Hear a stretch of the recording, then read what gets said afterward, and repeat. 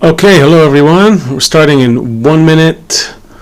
Welcome. I see Carl, Lynn, Sylvie, hi, hello, Crystal, James on YouTube, on Facebook. I hope you're there too and you're hearing us. We're going to have a very special Kabbalah Explained Simply coming up in just 30 seconds.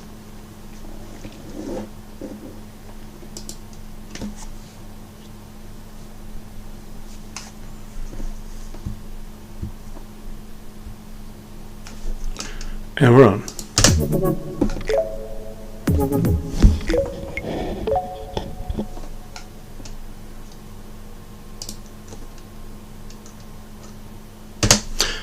Hello everyone, welcome to Kabbalah Explained Simply.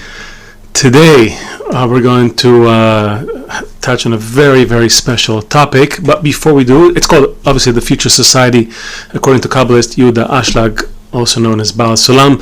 If you don't know who he was, I'll explain everything to you. Before we start, I'll just say that I'm very happy to be here. My name is Lio. I'm a senior instructor in Bnei Baruch, and we are giving these Kabbalah Explained Simply sessions once a week.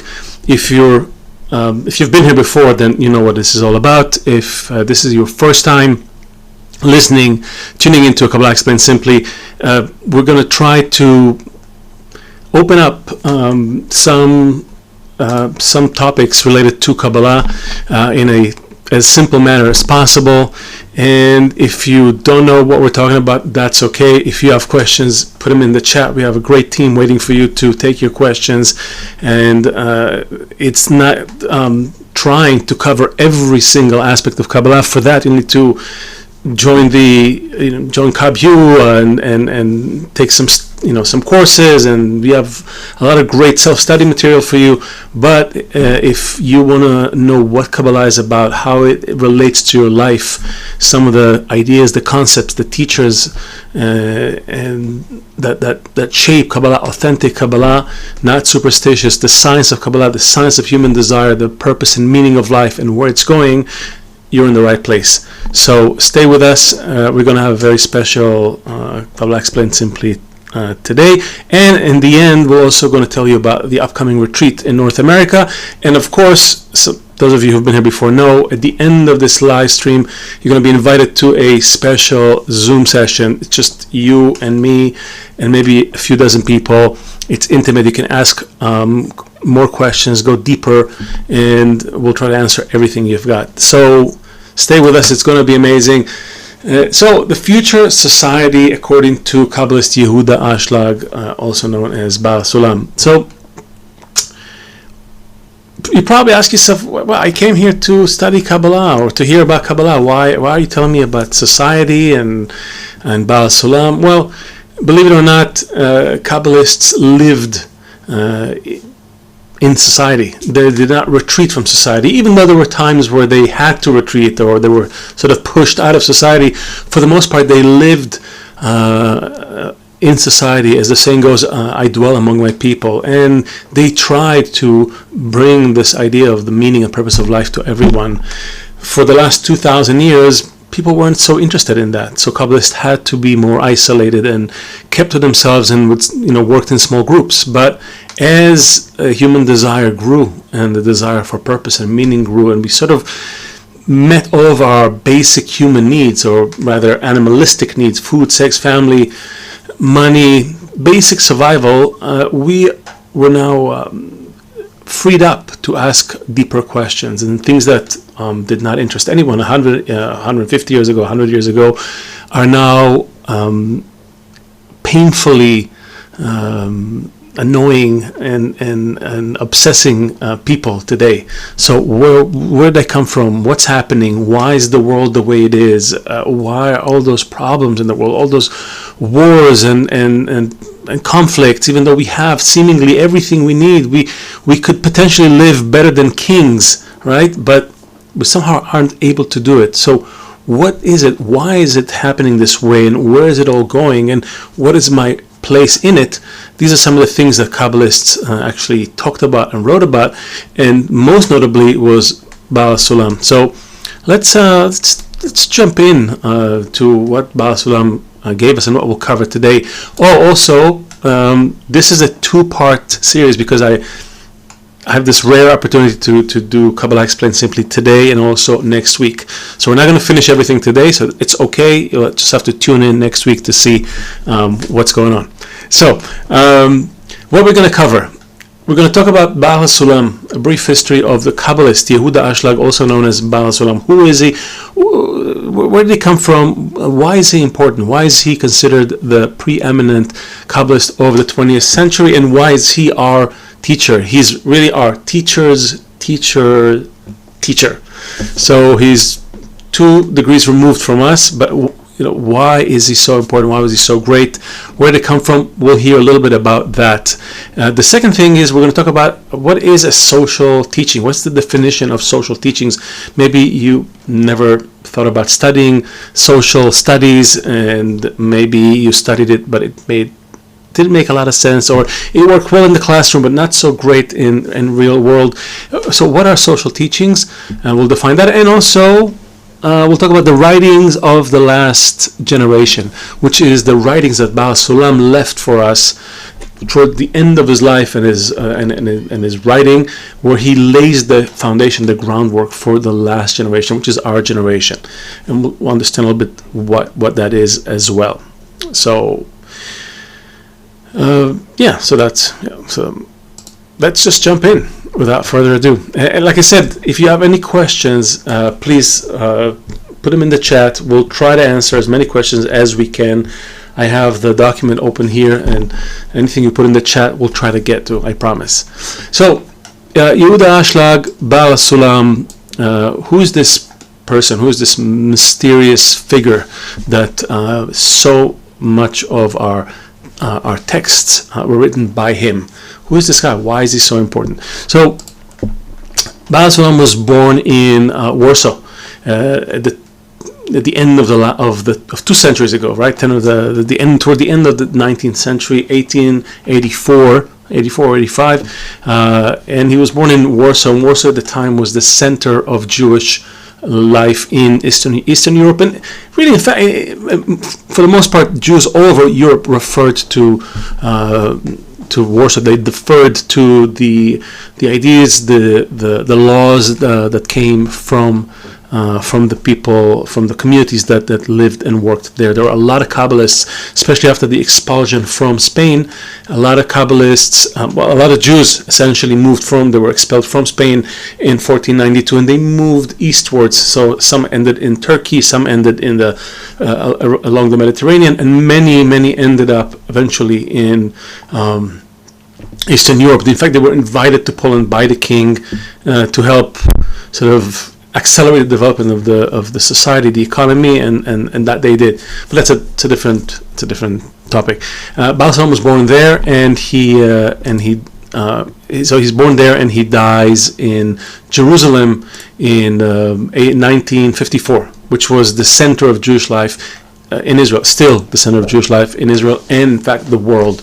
And again, there's a reason for that as well. We're not going to get into it today, but Baal HaSulam left Poland, left the Jewish community there, and moved to Israel.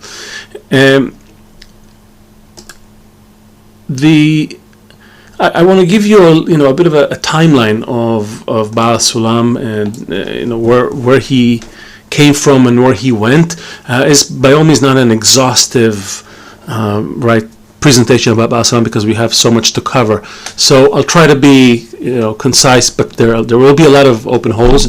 If you ask questions, I'll try to answer, but it's not the main focus. I just want you to get a picture, especially if you're new to Kabbalah, but also if you've been studying for a while and you just heard the words, the name Baal HaSulam, Yehuda Ashlag, you heard about him, you've seen some of the texts, you probably read some of the articles, but what's behind them. So I'll give you a little bit of that. So Baal HaSulam starts his life toward the end of the 19th century, 1880s. Jews live a fairly simple life in Warsaw, but they're part of the growing society and economy of Poland. Baal HaSulam, from a very young age, he's considered a prodigy. He was said to have an amazing memory. He studied in a yeshiva, which is a Jewish school, where kids went to study all the holy texts, essentially, and already there he's said to be to have a phenomenal memory and a keen sense of the text. There's a story where there was a story that at one point the teacher opens he takes a book. It was a book, I think it's the Bible, and he opens the first page and he sticks a pin through it, and he picks it up and it lifts a stack of pages, and the pin lands on a word, and he tells him the word, and he continues to read, to recite the text from that word onward. And even when you turn the page and the other side of when the pin is touching, right, the other word, he can also tell you what that word is and how that word continues. So that's how. And again, on the one hand, it sounds impressive. On the other hand, you understand that at the time there weren't a lot of other books for Jews to read. They immersed themselves in the Bible, in the Talmud, in those books, and they studied them. They many of them just recited them by heart. They really lived in them. And so he continues from the Gur Yeshiva, which is one such community in Warsaw, and he has a few teachers, notable teachers. Some names, probably, I'm sorry, it's this side. You're probably not familiar with those names, but maybe some of you heard them if you're familiar with the Hasidic, movement in Judaism, the movement that was really the continuation of the Baal Shem Tov, and really it's an extension of Kabbalah, and that had the goal of opening some of these ideas, the Kabbalistic ideas, to the public.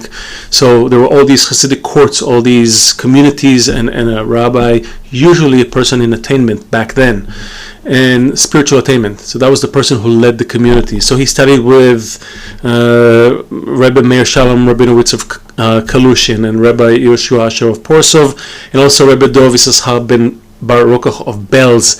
And Porsov, by the way, he was a descendant of the holy Jew, a Yehudi Kadosh from Pshischa. Again, some names that for some of you it sounds like Chinese, but if you've read a little bit about the history of Hasidic Judaism, and there's some fascinating books about it, then you will recognize those names. He continues to study, and he's again, a very young age. They finish their formal studies, and he's ordained as a rabbi there in the community, becomes a teacher and a judge. So really the highest rank you can reach in the community. But he always had this desire to study the internality of the Torah. He wasn't satisfied with merely, okay, we're reading it, we're doing the rituals, the mitzvahs as they're called, but it's not enough. There's something deeper. There's a meaning and purpose to all of this. I'm not satisfied with just that. That's the driving force behind young Yehuda Ashlag, and he's always looking for that. He's looking for the Book of Zohar. He's looking for the Ari's writings. All those things that were really not taught. They were not available to people at all. Only, like I said, in some secluded Kabbalistic groups, which for the most part were considered outcasts from most Orthodox societies. So here we have this child who has this desire to study, and he eventually his desire grows so strong that he prays for a teacher, and he finds a teacher. Not much known is about that teacher. Again, that really taught him the internality of the Torah, the fundamentals of the wisdom of Kabbalah. Because what he studied until then, before that, was also related to Kabbalah. Hasidism is rooted in Kabbalistic teachings, but it was a more external version of that. So he has this deep desire, and this teacher only teaches him for a short period of time before, he was a merchant, a mysterious figure. He teaches him, and then he dies. And after he dies, he is, Baal HaSulam. He's not Baal HaSulam yet. He's Yehuda Ashlag, and he continues to to just immerse himself in the society. As I said, imagine he's this Orthodox Jew, right? A person that you wouldn't associate with anything outside of the tradition. But here you have this guy who's studying. He speaks Russian, he speaks Polish, Hebrew, Yiddish, of course. He studies German, and he studies modern science. He reads into the texts of the Enlightenment, which were washing across Europe at the time. He reads socialist texts, communist ideas. He reads Hegel, Marx, Nietzsche, Schopenhauer, all the great names of the time, the people who really shaped the world that we see today, either from the left side of the map, right, Marx and his theories, or from the right side of the map, or from the side of the Enlightenment, the more humanistic side of the landscape. And with all of that charge inside of him and the wisdom of Kabbalah, he sees that the world is not going in a good place, especially for Jews, and he tries to warn the community. And at a very young age, he's basically excommunicated from the Jewish community of Warsaw, which is a huge thing. I mean, for a Jew at the time, it's like they take your your Facebook account, your YouTube account, your TikTok, your Twitter, your X account, right? They take all you can take your phone. You got nothing. That's the equivalence of being excommunicated. And it's not just nobody. He is renowned, and yet they can't. The community really feels threatened. The leaders of the community feel threatened by his ideas and his attempts to get Jews to leave and move to Israel, and they excommunicate him. And he is not deterred by it. He actually takes his son and he moves. He immigrates to Israel. He immigrates to Israel, and he lands in Jaffa. Lands meaning sails to Jaffa. Starts there, goes to Jerusalem. He tries to join one of the famous yeshivas, seminars that were going on in Jerusalem. He was really excited to find other Jews who were also studying the internality of the Torah, the wisdom of Kabbalah, and are trying to reach what Baal HaSulam was looking for, the meaning of life, contact with the upper force, the Creator, nothing less, the revelation of the Creator to the created beings.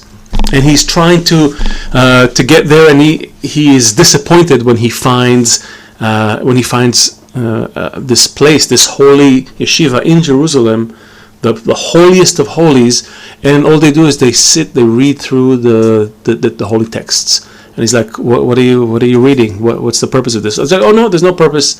The commandment is to study the Torah. We study the Torah. It's like, yeah, but for what? To do what? Like, no, that's the purpose. That's the essence of that commandment, just to study it. And he's totally heartbroken by this. He leaves, and he tries to find a place where he can settle and study and eventually also teach. And he wanders around between Jerusalem, Jaffa, Bnei Brak, Tel Aviv. Those are all areas on the line between Jerusalem and Tel Aviv. Essentially, you have these settlements, these Jewish communities where he settles. At some point, he also moves to London. 1926, 1928, and he writes letters to his students. We have those letters. We actually, if you are a student and you tune into the morning lessons, you see that this is what we're studying right now, these letters that he wrote to his students from London. And he has a small group, and he tries to teach them as best he can. But what's really concerning to Baal HaSulam is the rise of Nazism in Germany and in Europe. And he saw it a decade before, but now in the 1930s he is really trying to get the attention of people. He writes these texts that we'll get to later a little bit. Matan Torah, the giving of the Torah, the mutual guarantee, the freedom, the peace. He meets with people in Israel at the time. He tries to get them interested in some of his ideas, and we'll talk about what was going on. But just to understand the reason why this time is important is for several reasons. One, it's a time of great upheaval. War is always a time of great change, and always things happen. He may not be able to stop the war, although he tried to save as many people as he could, but he could see the the change that will come after. And he's looking there. Kabbalist is always looking ahead. He's not trying to control nature, he's trying to work within it. And he's looking there. The second thing that is happening, that he's seeing happening around him as the war unfolds, is the establishment of a community in Israel. A community with a communal, socialist almost flavors in Israel. At least that's what people were talking about. So people were trying to take these ideas that were brought up, these humanistic ideas, the ideas that stress society and a more socialist and an equitable society, a place where you can really shape that society. You don't have to just inherit something that's half working and half broken. You can actually build something of your own. That's a rare opportunity. Most people do not establish their country. It only happens a few instances in history. For the most part, there's a lot of, there's people who live in the same place. There's a lot of upheaval and turmoil. There's revolutions. One side takes over, then the other side. But there's rarely an opportunity to sort of start with a blank slate. Again, it happens a few times in history, and those were important moments, for social reckoning for people, right? To try to establish some principles. And when we see that, French Revolution, the United States, but to really take something that's rooted in spirituality, that was an opportunity for Baal HaSulam. And so he saw this as an opportunity to write his social political criticism, what isn't working, alongside his attempts to outline in general terms the vision for an alternative, an altruistic society, right? A community that lives in line with Kabbalistic principles as he understood them. So that was unique to Baal HaSulam and unique at the time. There was also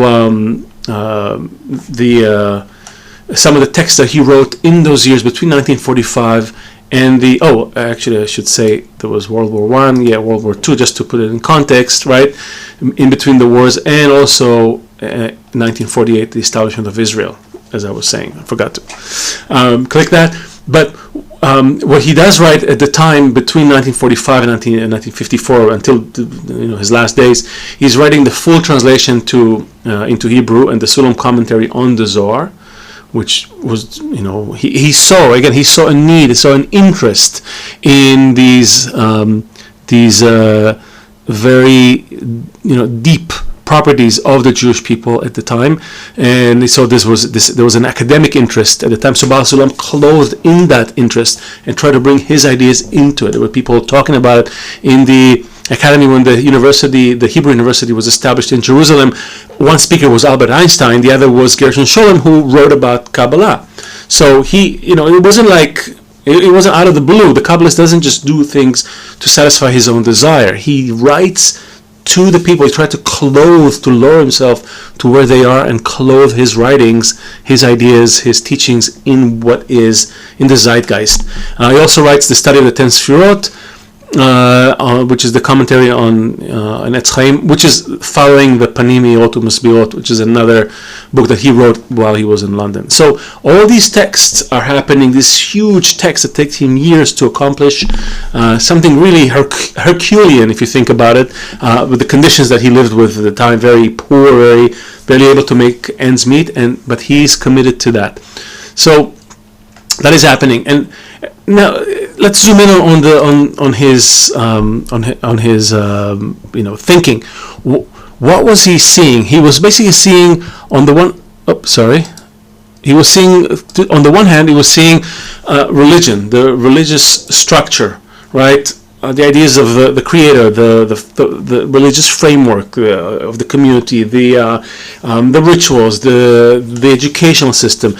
Also the coercive nature of religion. He could see all those things. After all, he was, he came from that. Every Jew at that time was for the most part, a religious Jew until the beginning of the socialist movement and Zionism at the end of the 19th century.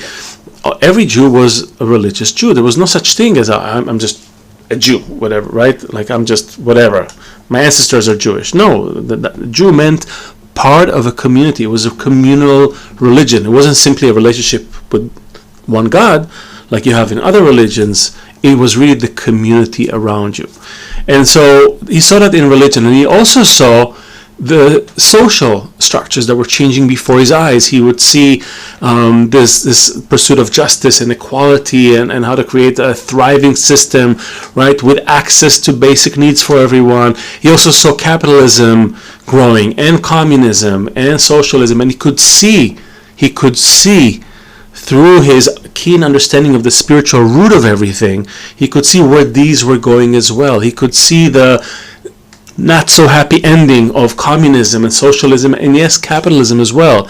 All those isms had a problem, an inherent problem to them, and he could see that. And we'll talk about those as well if we have time today, if not next week. And what he saw is, again, is an opportunity to bring Kabbalah into the mix, sort of the middle line of it, something that will answer the needs for purpose and meaning in a society that is rooted in altruism, that law of altruism, of love your friend as yourself. That is what Baal HaSulam had in mind. He wanted to achieve balance with nature, not go against nature, not coerce people one way or another, not try to fit them into a block, but try to grow them out of their incomplete state, as Kabbalah explains. So working with nature, leaving a person allowing a person to exercise his free choice, and rooted in education, obviously, because without free choice there's no point for education, and bring everything to love. This was his, again, this is me trying to share with you my feeling, my understanding of Baal HaSulam's mindset from my little place down here at the bottom. But this is what the Kabbalist is trying to do. He sees the failure of either side to reach, to offer a true solution. And so this is Baal HaSulam in a nutshell. And this takes us, I see no questions, which is great, so we can move on. This brings us to social teachings, a definition of social teachings. A lot was written about social, society, and there are key concepts, and you'll find them in every text. Not simply the text of, not just the text of Baal HaSulam, but really a lot of. I see sort of a question. It's not a question. I happened to glance into the chat. Someone's saying he was not excommunicated. It was actually excommunicated. You can read about it in. There's a mention of it in. There's a whole scene about it in the Kabbalist, which is a fictional work, but it's based on events. And there's also some other texts. I'm trying to think if I can point you in the right direction, but there are. There are specific texts that talk about him being basically given a choice to stop talking to people about migrating to Israel or leave, and essentially he left. What was in the law? I'm not sure. Again, I'm not a legal expert, but he was essentially shown the door, and. So that's just about that. So let's talk about some of those key concepts of social teachings. So we have. Okay, I should have sat here. Okay, when we get there, I can move and you can read it if you need to read it. So essentially, a social doctrine by nature is any theory that posits fundamental insights about human nature, the natural social conditions, and then an explanation about the course of history, the characters of the characteristics of the ideal society or state, and then the path to achieve it.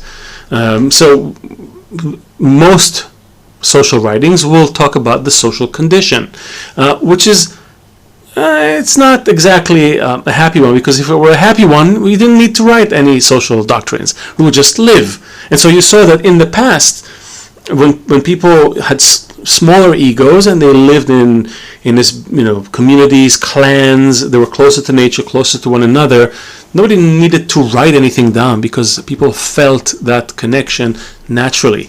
It was almost like a step above being an animal, right? Like I get it. I know where my roots are. I know the importance of a family, the importance of the right kind of relationships. I could feel that I depend on them, they depend on me. There was this innate sensation of what's right and what's wrong.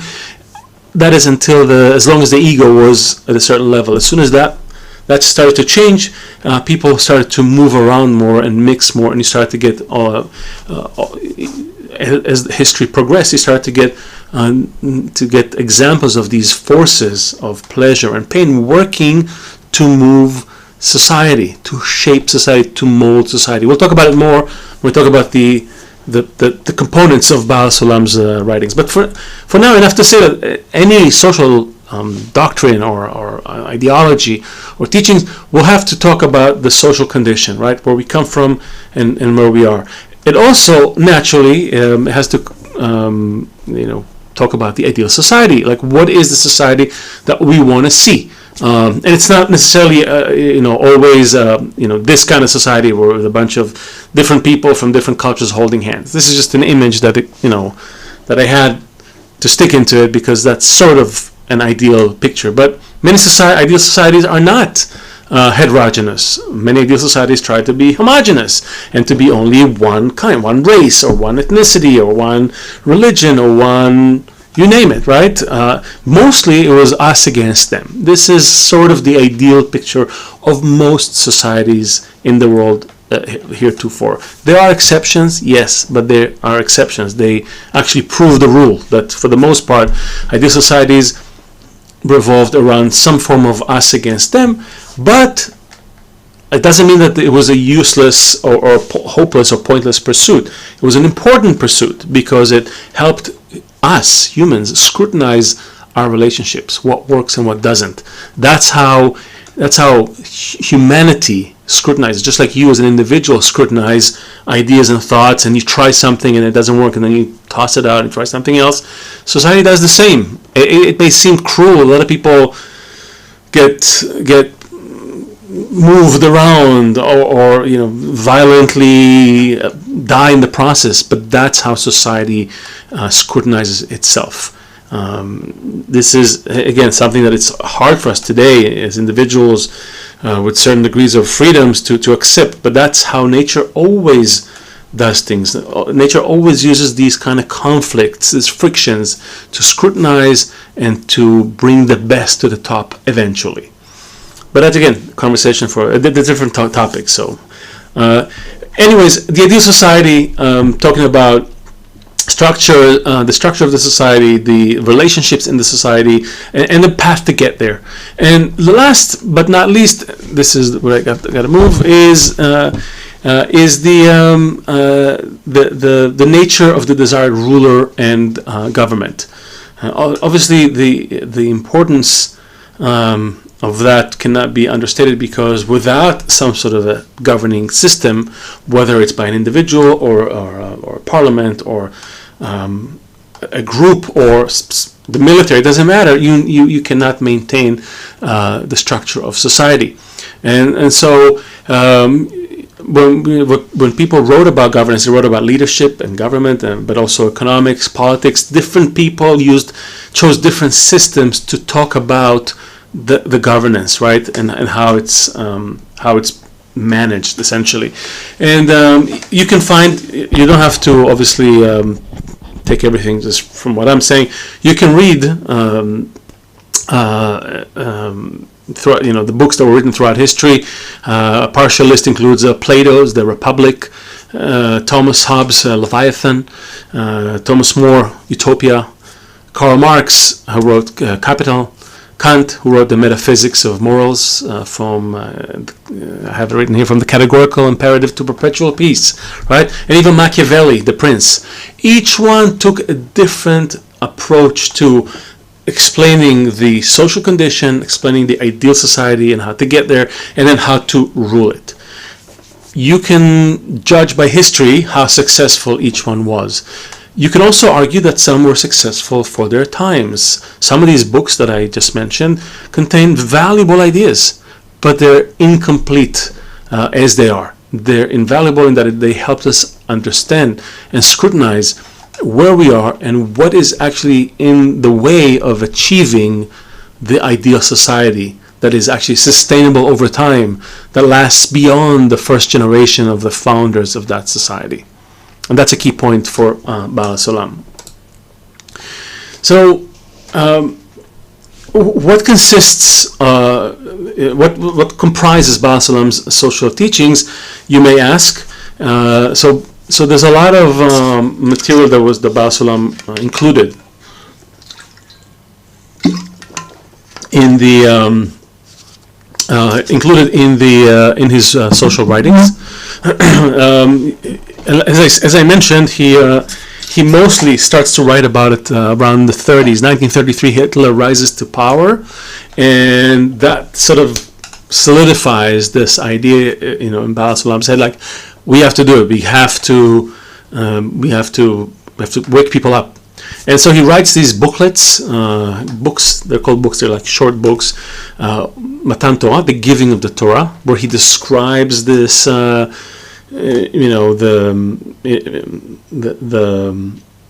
conditions and the essence of the giving of the Torah, the instruction, the light from above down to the group of people that received it, the mutual guarantee, which is the condition for receiving it, and or the arvut in Hebrew, and then also the peace and the freedom, which describe the sort of the condition for freedom of choice, but also freedom from the angel of death, as he writes about it, and the peace. Those are amazing articles. If you haven't read them, one of the key goals for me in this Kabbalah Explained Simply is for you to get excited about Baal HaSulam and just spend time reading his stuff. You won't understand everything, and you might jump to certain conclusions, but that's okay. Give it a read. Like fall in love with this person who really try to write and elaborate on the human condition in such a way. But I read it for the first time. I was just shocked that someone wrote it 100 years ago. Okay, not today with everything that's available. 100 years ago, this religious Jew from Poland, right? Suddenly you realize, oh my God, it has nothing to do with this external shell. What's happening inside of this person is beyond words. So he writes these articles, these booklets, in a language that's not Yiddish, which is the spoken language. It's not Hebrew, which is the he writes them. He does write them in the common language. My point is, he's not writing them using the religious parlance. He writes them in a way that would fit anyone and everyone. He writes them to the people, and that's unusual. So to whoever asked about I think Baal HaSulam's being excommunicated, Ada, it wasn't about being excommunicated. It was about the fact that he was the first Kabbalist to really just look outwardly and decide, how do I sit down and write in a way that will be acknowledged, accepted by a non-religious, non-believing, existential person, just a person, a lay person, a person off the street. How can I get them these key ideas that will shape society and life as we know it? So he writes those booklets, and The Freedom is the fourth one. Actually, it doesn't actually get published. We have it published, but it wasn't published at the time. He also writes a series of articles that fall under this social teachings: A Time to Act, revealing a portion concealing two, the essence of religion and its purpose, the essence of the wisdom of Kabbalah, and the active mind, and this is for Yehuda. You can find all those books, by the way, in the writings of Baal HaSulam, which you can find on our websites, and if you become a student, you'll have access to them. They're also available on KabbalahMedia.info. But if you just go to our main website, KabU Connect, that will be your gateway to all this material. And it's free. You can read. You just read everything, as I said. He also writes as the young country of Israel kind of rolls in this tremendous, miraculous manner almost. He writes the introduction, the article for the completion of the Zohar, which he wrote as a sort of once he finished writing the Sulam commentary and the Hebrew translation of the Zohar, he writes this article, and he really I think he gives a speech for the conclusion of the Zohar, and then he writes the article, and it also sums up everything with this social ideas built into it. Like, what would it take for humans for society to exist peacefully in a way that where love is celebrated and people have a feeling for the Creator and for each other equally, right? He writes about that. He writes an introduction to Panim Me'ot U'Masbirot, the book of Illuminated Face and Explaining Face, and of course he writes The Nation. He publishes the newspaper The Nation. It's this thing here, and he wanted to publish an entire newspaper every month, but he was shut down. Basically, someone told the British, "Oh, this guy, he wants to bring communism to Israel. Shut him down." So they shut him down.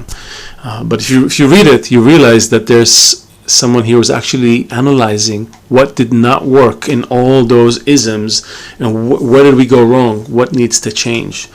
We'll get there. He also writes the writings of the last generation, which we'll start to touch on toward the end of this episode and go more into next week.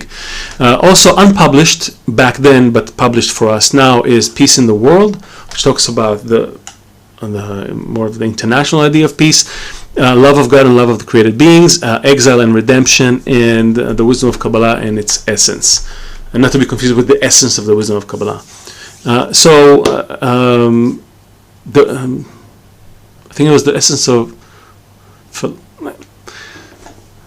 I may have one of those names wrong. Excuse me.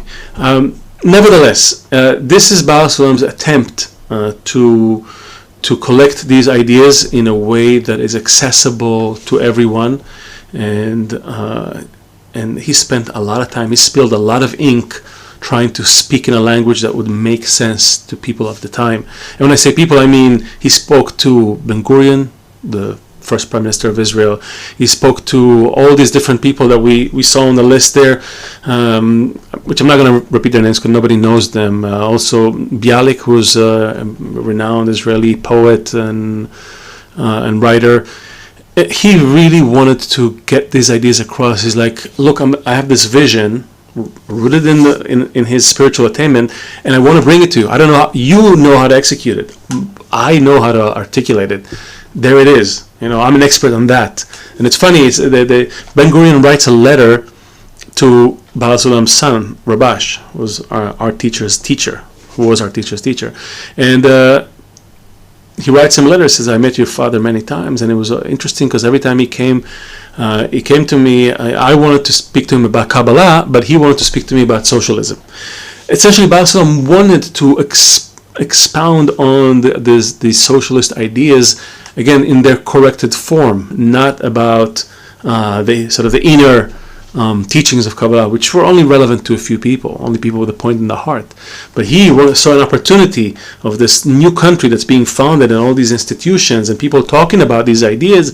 How can we create a community and live together and help each other and share the load, but leave allow for the individual expression and uniqueness? All those are sort of like the best of all worlds. And he saw an opportunity there, and he wanted to connect to that opportunity and inspire a change there. Later, we discovered that most people were just speaking about these things, not really willing to do any sort of serious work. But that's a separate issue.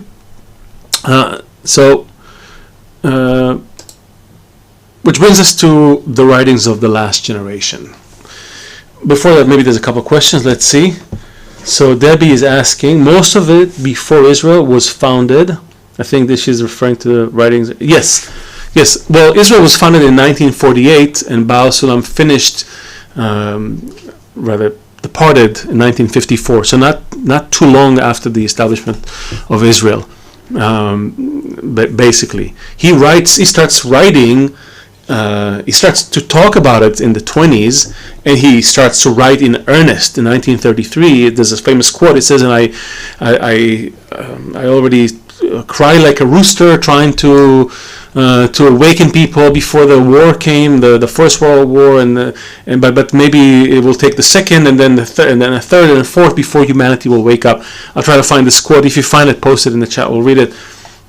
But he really saw the danger on the one hand, but also the opportunity. So that's most of that text was written, all the way back then. Crystal is asking, who chose the rulers of those communities? I think you're, Crystal, are you referring to the Hasidic communities? where Baal HaSulam was sort of born and grew up in. You're talking about that. And also I'm seeing in the chat, Debbie's also asking, was Israel created based on his teachings? No. So the answer is, so just a short answer, and then maybe Crystal, we can clarify about your question. But Israel, until recently, was considered a mostly or heavily socialist country, or a democracy with socialist characteristics, or a bedrock of socialism, because things like health insurance and education were given almost free to the people. Unlike, for example, the U.S., where health insurance is through the roof. Even now, with all the reforms, it's still beyond reach for many people, and also education, not to mention that, and then the debt on education. So that's in the West, right? In capitalist societies. In the East, or if you talk about communist societies, it's the reverse: free healthcare, free homes, free education, but your ass belongs to the state. So and we'll get to Baal HaSulam's criticism of communism and capitalism and socialism, and we'll understand what went wrong in either place. But suffice to say that it if you don't do it all the way, it doesn't work. And even in Israel, that was founded on these more communal ideas, and people started the kibbutz. If you're familiar with the kibbutz movement, the kibbutzim, right? Those settlements that were established around more a communal lifestyle. People sort of pool their resources and their salaries and raise their children together and share the load of working everywhere. And it was sort of an ideal for a while. It was the first generation had an amazing time in the kibbutz. American Jews over some even non-Jews, but mostly Jewish Americans over the age of 40. How was it to volunteer in the kibbutz? Their eyes will light up because there was a sense of something magical. But because it wasn't done, completely with the goal of creating this love in people that are uncorrected, once the generation of the founders who were idealists, who were giving this impulse from within, once they died, their children didn't want it. Or couldn't. Their egos were too big, and most of the kibbutzim were privatized. By now, there are only a handful of kibbutzim that are able to even kind of make ends meet. So that's just a thing about that. Crystal did not. Crystal, everyone was united with the ancient wisdom. Then when did religion rear its ugly head, and why did the people accept the doctrines of religion? Okay, that's a big question. So, Crystal, I don't know if you're talking about if you were talking about the Hasidic communities.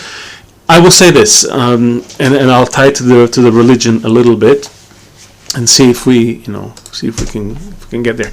So, you have to understand, everything is part of the natural evolution, or rather, the evolution from above. There was a plan for creation. You learn about it when you just start to study with us Kabbalah. You learn about the 3-arrow model and the thought of creation, the shattered state, and the ideal, the end state, and there's a process, and everything is moving through that process. Of course, to finish the process, you have to move through it consciously. It can't happen like the rest of evolution, still vegetative, animate, even humans in their early states. That was sort of unconsciously, involuntarily. Nobody's asking you. You're just being moved along. Now we have to advance through it consciously. In order to help this process, to move it, creation uses these two forces, pleasure and pain. Right? That's the plus and minus, the 0 and 1 of creation, the binary code of all of creation. Everything moves in pursuit of pleasure and away from pain. That's the algorithm. We'll talk about it more, but enough to say that everything that rose out of that, all the systems, the social system, the authoritarian, the monarchies, the religions, they all came as an expression of this relationship between people and the upper force, and all these different layers in between. First, the upper force is something in nature, then it kind of gets closer, then the attitude changes, then there's many forces. There's many forces. There's not just two. Then there's monotheism comes into play. Then monotheism is sort of reduced into. Then there's the king, sort of another reduction, right? The king who's the living expression of this upper force, and so this process always goes through a cycle. We probably won't have time to get to it right now, but I'll just say again a word about it. The cycle is always the same cycle, and Baal HaSulam writes about it using the words of his time, using words from Schopenhauer and Hegel and the guys who were writing at the time.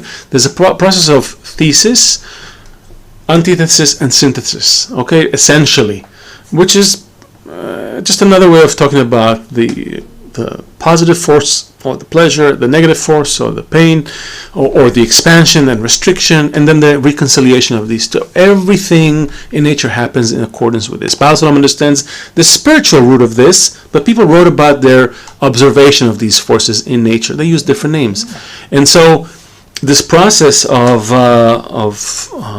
thesis and antithesis and synthesis happens where humanity lives a certain way, right? Enjoys a certain structure, and it doesn't matter how ridiculous this structure appears to us today. But even feudalism, right? Some lord and a bunch of farmers working in subhuman conditions. Even that was actually preferred for humanity's purposes, right? Over the uncertainty of being just tossed around between rivaling clans and all that. Suddenly there was some order. You belong to someone. They took care of you to a degree, right? So even that system was desirable for a while. Slavery happened throughout the world. It was desirable for a while because it was better conditions than the alternative at the time. So we always, again, we judge things with our current eyes. We have to look at them from the point of view of evolution. How do we, right? How does the Creator evolve humanity through these opposing forces? So religion was a necessary structure to get people to unite, to have a shared framework, and to stop to maintain a certain community. A lot of time against other communities, but it was a necessary structure, and it held for the Byzantine empires, Roman Empire, right? The Holy Roman Empire, 1,200 years, the longest standing empire. Through the power of religion.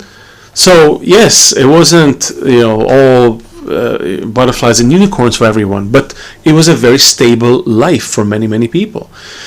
So these processes always happen in this way. We start with a certain lifestyle, a certain social structure that fits us, that feels comfortable to us.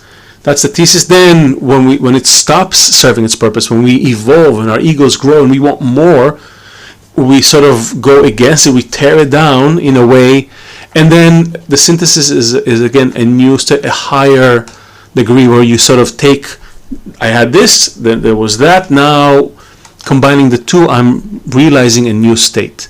And this happens again for the most part without the participation of everyone. Very small groups of people were involved in that, kind of like how the human body, right, only has how much of the body is the brain, and in the brain, how much of the brain is actually making these decisions.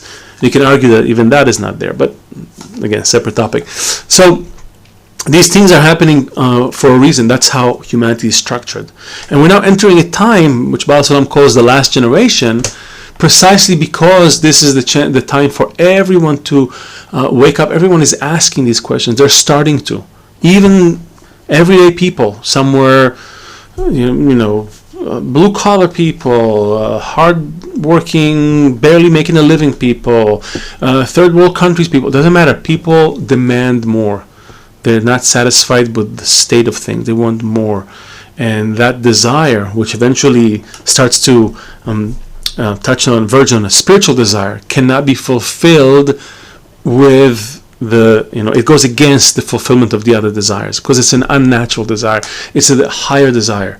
And it can only be fulfilled but through a certain relationship with the upper force.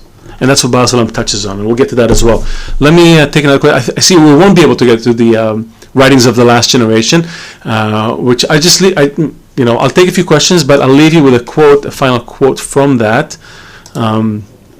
So Baal HaSulam writes this quote. He says, there is an allegory about friends, there's an allegory about friends who were lost in the desert, hungry and thirsty. One of them had found a settlement filled abundantly with every delight. And he remembered his poor brothers, but he had already drawn far off from them and did not know their whereabouts. What did he do? He began to shout out loud and blow the horn. Perhaps his poor hungry friends would hear his voice, approach him, and come to that settlement that is filled with every delight. And Baal HaSulam continues, this is the matter before us, that we've been lost in this terrible desert along with all of humanity, and now we have found a great abundant treasure, namely the books of Kabbalah, and in the treasure. And they satisfy our yearning souls and fill us abundantly with lushness and contentment. We're satiated, and there's more. Yet we remember our friends who are left hopeless in the terrible desert. And there's a great distance between us, and words cannot bridge it. And for this reason, we have set up this horn to blow out loud so that our brothers might hear and draw near and be as happy as we are. That's what motivates Baal HaSulam. And that's where we'll end today, and you will have to join us next week as we touch. I'll just give you a little cliffhanger just so you see that I'm not bluffing. We touch on all seven components of Baal HaSulam's writings of the last generation, the opportunity, why now, the course of history, where did we come from, the ideal society and how to get there, the desired leader and government, to some of you were asking, the importance of doing it right now, and the central hero, like who is this, who are we talking about, who actually leads humanity, and then the path to correction, how do we get there. So all those ideas we're going to touch on next week, I promise. I actually wanted to, I know there's more questions. Are we in the last generation? Yes, we are. I wanted to actually play before we close, and you're invited, by the way, to join the Zoom, which will happen right after this. The Zoom should be in the chat, and I'm going to answer more questions. So if you have more questions, join the Zoom. But before that, I want to say a word about, I want to play you a little clip about the upcoming retreat. And, this is it. And think about it. Even if you're new to Kabbalah, this retreat is a chance to actually get a feel for some of these ideas in practice. What were Kabbalists thinking? What are the principles that actually are at the heart of this society? How can you? Is it possible to apply them? Can you do it without maintaining your strong individuality and yet being somehow part of something greater, spiritual? Let's look at this clip before we close. There's only one way to know, and you have to experience it. Immediate truth. I knew I had to go to the retreat. Absolutely amazing. Quickly made friends. Oh man, yeah, I'm going. It's beautiful here, it's really green, it's really relaxing, so it's definitely a good environment to have a retreat. I knew I had to go to the retreat to actually physically meet others, which was a first for me, and it's really quite emotional, but the connection is amazing. It's just, I'm really glad I found other people now. Having searched for several years, different spiritual paths, trying to find something that was more meaningful for me, I'd never quite experienced this sensation of immediate truth, that something was very meaningful, accurate, truthful. I came to the Netherlands a year ago to a retreat, and it was so amazing. There was no way in the world I would ever miss another retreat. I simply flew across the ocean and landed in a strange land that I'd been to 45 years ago, and met new people. Now I saw some familiar faces because they were instructors that were there that I had seen on Zoom calls and other such things. At this retreat, I am feeling love and bestowal on a level I've never felt before. Something within me knew that that's something I had to test, right? I had to really find out for myself. It can only be experienced this live here at a retreat. I can't even explain the whole, I guess, ambiance of being here, but it's absolutely amazing, and I can't get over it. It's just too too awesome. I mean, I've always been in search for what my purpose is. I found this, I was super excited, and I knew within a couple minutes I needed to be here. I watched the videos, I guess the exact same thing right now that I'm doing too was on those videos, and I was like, oh man, yeah, I'm going. We learned a lot about connection, a lot of discussion, a lot of sharing. What I wanted was connection, I wanted a group, and I was like, oh, it makes sense. Okay, I'm in the right spot. I know it's the only way, wide open. Keep your heart wide open.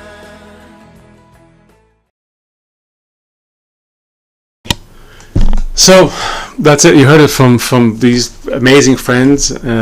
Some of whom have been to the retreat for the first time. Some have been there several times already. This is an amazing experience, and it actually started in North America, and it's coming to North America this September. Where is it? Yeah, May. No, I'm sorry. That's the old slide. Sorry, ignore that. It's coming to North America, September 6th to 8th. You have all the details on the website, retreat.kabuconnect.com. And this is not something that we will finish in, 2, 3, 4 lessons. These are ideas that need to live in you, just as they lived in Baal HaSulam and they lived in his successor, the Rabash, and live in our teacher, Dr. Lightman. They live in us. This is the realization. It's not the text, it's not the writings, it's nice to have. It's amazing to see how a Kabbalist expresses himself, clothes in the desires of the generation, but it's more amazing to feel it. So by all means, if you can make it to the retreat, come. If you're new to this, go to KabU and take the self-study. Just dip your feet in the water a little bit, see what it's all about, because this is nothing. What I just said here was just mostly history. See for yourself, feel what it's like to connect with others who have the same desire for meaning. And if you can, stay with us, join us on Zoom for the next hour. I will be there. And until next week, where we continue with Baal HaSulams and the Future Society, I'm Leo, and I'll see you next time.